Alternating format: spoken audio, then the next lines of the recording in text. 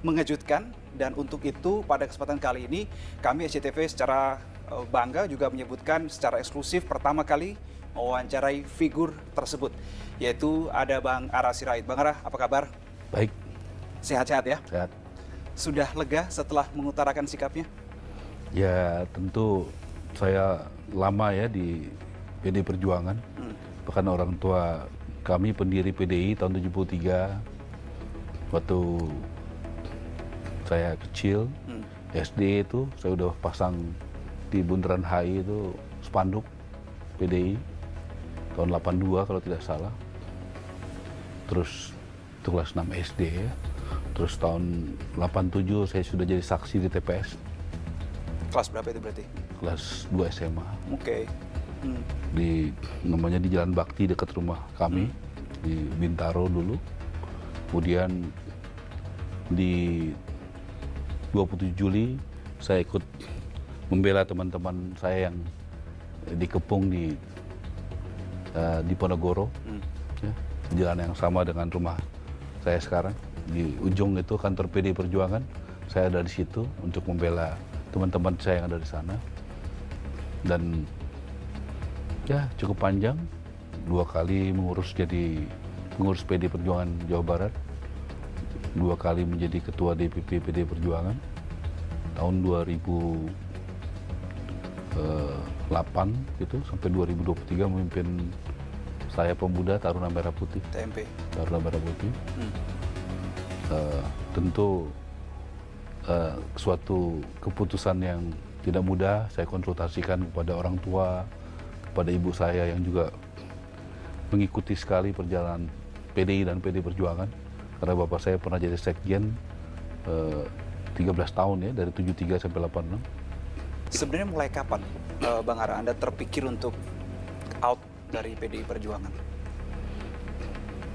Jujur ya, di Pilpres ini saya melihat ada perbedaan yang cukup besar ya antara apa yang disampaikan oleh teman-teman ya di PD Perjuangan dengan apa yang masyarakat atau saya pikirkan tentang apa yang dilakukan oleh Bapak Jokowi. Jadi disitulah saya melihat saya harus mengambil keputusan untuk pilihan politik saya ke depan. Siapa yang saya yakini benar untuk saya ikuti. Anda kenal dengan Pak Jokowi itu sejak tahun berapa? Waktu beliau jadi wali kota ya di Solo. 2005-an berarti ya? Ya, mungkin 2006, 2007 gitu. Oke. Nah, Anda lebih lama dengan PDI Perjuangan ketimbang dengan Pak Jokowi.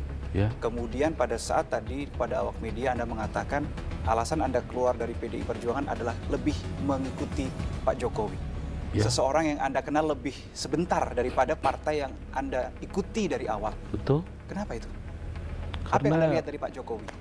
Saya melihat ya kita di PDI Perjuangan tuh figur yang kita idolakan, kita kagumi, kita ikuti kan Bung Karno. Bung Karno yang mengajarkan bagaimana dekat dengan wong cilik, petani, nelayan.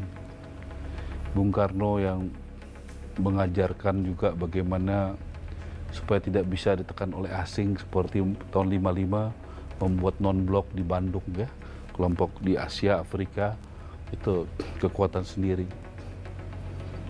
Dan saya melihat ya apa yang Bung Karno lakukan itu justru ada di Pak Jokowi. Buktinya ya bagaimana Pak Jokowi itu dia sangat mencintai rakyat. Dia membuat anggaran desa begitu besar, belum pernah ada sebelumnya di Indonesia. Dia, kalau Mbak Mega sering mengatakan turun ke bawah, dia dari sebelum jadi gubernur, sebelum presiden, jadi presiden sampai sekarang, saya rasa tidak ada presiden yang lebih sering turun ke bawah, mengetok pintu-pintu rakyat rumahnya. Bahkan rumah-rumah yang sangat sederhana. Dia ketuk malam, pagi, pada saat COVID, dia bantu. yang bisa menggelontorkan dana begitu besar buat bantuan kepada rakyat.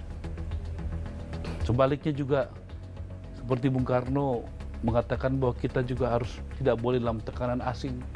Bagaimana Presiden Jokowi yang bisa membuat Freeport mayoritas dimiliki oleh Indonesia, yang selama puluhan tahun tidak bisa terjadi, tapi justru pada saat Jokowi itu bisa terjadi. Bagaimana Chevron akhirnya dikelola oleh Indonesia sendiri. Ya. Bagaimana Piala Dunia sepak bola juga bisa diselenggarakan di Indonesia. Tadinya U20 nggak berhasil, U17 bisa berhasil. Ya, dibantu sama Erick Thohir. Jadi saya rasa saya melihat figur Bung Karno itu ada Pak Jokowi. Senang turun ke bawah, senang belusukan, ya, memperhatikan rakyat, hidupnya sederhana, ya, berani menghadapi radikalisme dan tegas menghadapi radikalisme. Coba lihat di zaman Pak Jokowi 10 tahun, tidak bisa berkembang radikalisme yang ada di Indonesia. Jadi kalau Bung Karno mengajarkan satukan perkataan dan perbuatan, menurut saya itu ada di figur Pak Jokowi. Dan saya melihat figur itu ada di Pak Jokowi. Figur Bung Karno itu ada di Pak Jokowi. Langkahnya, sikapnya, tindakannya, bukan omongannya. Oke.